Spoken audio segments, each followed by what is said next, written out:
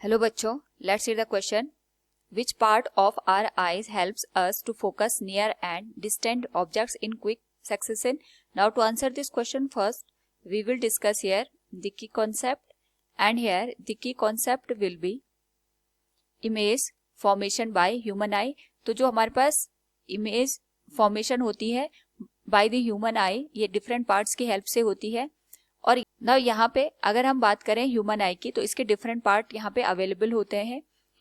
तो जो भी हम यहाँ पे ऑब्जेक्ट रखते हैं वो सबसे पहले यहाँ पे कॉर्निया पे एंटर करता है. कॉर्निया से रिफ्रैक्शन के थ्रू ये एक्वस ह्यूमर तक जाता है, और यहाँ पे जो आइरिस और पिपल का पोर्शन होता है ये लाइट की इंटेंसिटी को यहाँ पे कंट्रोल करता है. कंट्रोल करने के बाद जितनी भी लाइट की इंटेंसिटी होती है वो कन्वर्जिंग लेंस तक पहुंचती है, और कन्वर्जिंग लेंस इनको रिफ्रैक्ट करके जो इमेज होती है उसको रेटिना पे फॉर्म कर देता है.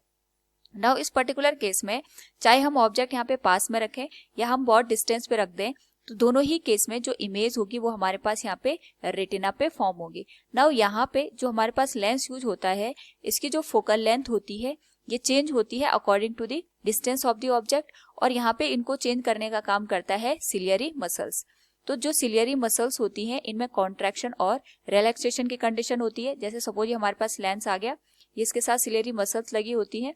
तो जब हम पास के ऑब्जेक्ट को देखते हैं उस पर्टिकुलर केस में जो सिलियरी मसल्स होती हैं ये कॉन्ट्रैक्ट हो जाती है. कॉन्ट्रैक्ट होने की वजह से जो हमारे पास लेंस है इसकी जो थिकनेस होती है ये यहाँ पे बढ़ जाती है, और अगर लेंस की थिकनेस बढ़ेगी तो रिफ्रैक्शन बढ़ जाएगा, और यहाँ पे जो भी लाइट रेज होती हैं वो रेटिना पे जाके फोकस हो जाएंगे.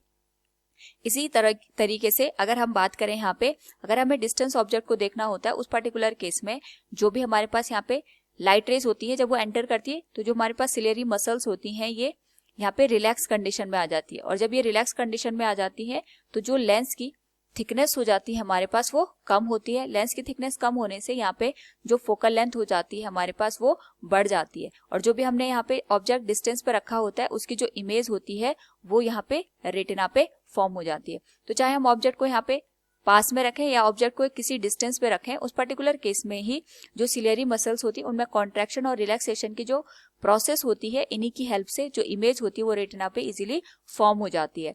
तो सिलियरी मसल्स ही हमारे पास यहाँ पे हेल्प करती हैं ताकि हम यहाँ पे जो नियर बाय ऑब्जेक्ट्स होते हैं और डिस्टेंस के ऑब्जेक्ट होते हैं उनको क्विक सक्सेशन में यहाँ पे एक तरीके से देख पाए. So from the given question we can say which part of our eyes helps us to focus near and distant object in quick succession? It will be the ciliary muscles. Hope all you understood it.